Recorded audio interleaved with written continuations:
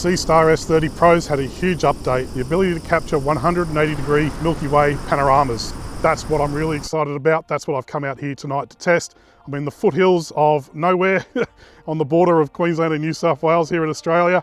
Dark skies, clear night. I'll take you through planning for the frame, so where I'm going to set the Seestar up, where I think it'll capture the Milky Way. I'll take you through the setup, take you through some tips and tricks along the way, and we'll see what we can get. It's going to be a really good night. Let's get into it. I'm going to try and work out where the Milky Way is going to be, and for that I'm going to use photo pills. If I quickly duck into the sun setting, I can see that at 6:30 here, that's when night time is, and that's when we want to start shooting from. So we go back out, we'll come down to night AR, that's augmented reality, and it now overlays the Milky Way with what's in front of me. And I want to just slide to the left here and set the time at 6:30 p.m. up the top there. So that'll give me an indication anyway. So the core is going to be straight above that gap between the mountains. That's a fantastic view. I'll be capturing that with my Sony. And then it arches the whole way over to, what are we calling that, almost west? Yeah, just south-southwest. So that's going to be the full arch. Now, it's a lot to shoot because it's going to be quite high. It's going to be interesting to see how the Seestar handles it. I've not used the Seestar with this since this update, so this is exciting. This is going to be cool just to see what we can capture. Anyway, I'm going to wait for blue hour now. I'm going to get some foreground shots in the bag, including I'll do a full pano with the Sony, just so I've got a really good foreground in the bag, just in case. And then once it's dark, we'll see what we can get out of the Seestar. I'm excited. This is so cool. Okay, we're getting well into blue hour now, so I've pulled out the Sony. It's time to take a bit of a panorama, just so I can capture some foreground.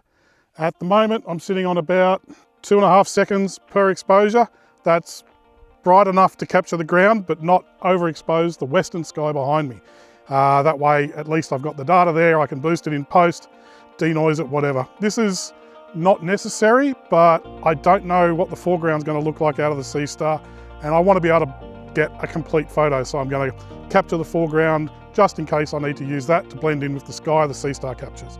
Anyway, I'm going to just do the sweep now and take the exposures. I've just set a 2-second timer, and I'm literally just going to 50% overlap, just visually looking at the back. Nothing technical here, nothing complicated. I'm shooting quite wide angle, so about 16mm. That way I don't have to take a huge amount of photos, and I get some of that distorted look too, which is pretty cool. And I'm just manually leveling it by my eye as I sweep around.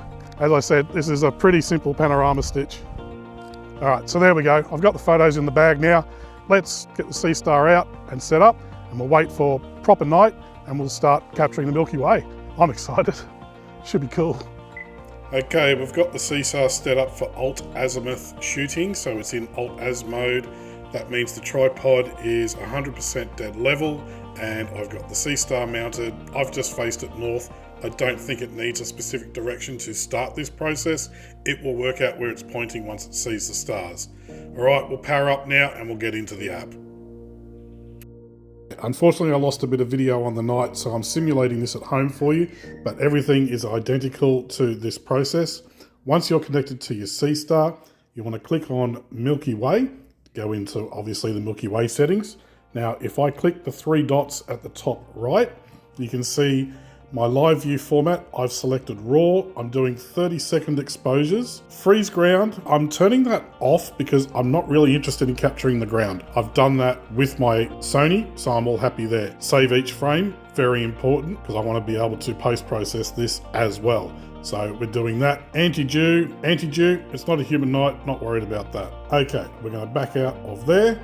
Now, down the bottom, you'll see a little hourglass shape next to the word time-lapse. That is our Milky Way mode. So we're going to click on that, and you can see here the different ways it can do wider stitched mosaics or panoramas of the Milky Way. And obviously, we want to try the new 180-degree landscape mode. So down the bottom there, we're going to click on 180 degrees, and that mode is now selected. Next, we want to click on the Sky Atlas, which is the little icon at the bottom right. Here is where we select our framing. We're going to, it's a little bit finicky because it's such a wide view, but we're going to put the Milky Way arch where we want it. And I think the most crucial part is where that red cross, so that's going to be the center of our panorama. From here, we simply just hit go to, and it will start capturing photos at the top left, do a whole row across, then come down and do a whole row back. And every position it stops at, it's going to capture 2 frames to blend together to reduce a bit of noise. Very cool, completely automated. Push the button and go, and it takes about 35 minutes, I found, for the frame that I shot. It's really cool. Okay, so we're back in the studio now and in DXO Photo Labs. This is the panorama for the foreground that I captured using my Sony a7R IV. I've stitched it together and this is the base result. I will obviously do a lot more editing to this to make it look a lot more night themed, but I just wanted to show you this is the foreground result. Now this is the stitched panorama result straight out of the Seestar.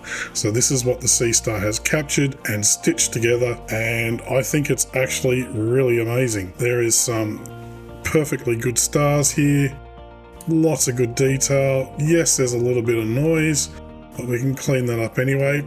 Some great contrast up here in the core of the Milky Way. There's Antares there. Look, I think for what this is and for what it's captured, that's amazing.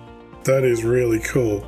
And very useful for me, for my photography, that's for sure, because this is what I post-processed. So I didn't even bother using the individual frames. I just took that final result, put it through my work processing workflow using PixInsight and Affinity. Check out my last Seestar video on the Milky Way, where I step you through exactly how I post-process this.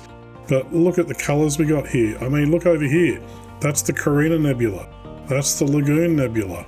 We got some really good detail and information. We got some amazing color. We got some amazing detail. Yes, there's a bit of air glow here. That's coming off the Gold Coast. It doesn't bother me whatsoever, because finally is this. Check that out. We've got an amazing foreground I captured with my Sony, but even better than that, look at that full arch Milky Way.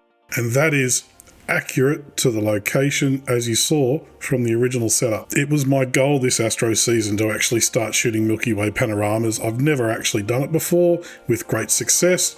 It involves a lot of time under the stars. With this process, I'm done in 30 minutes or 40 minutes. Oh my gosh, this is fantastic. And yeah, I'm blown away. I mean, look at this.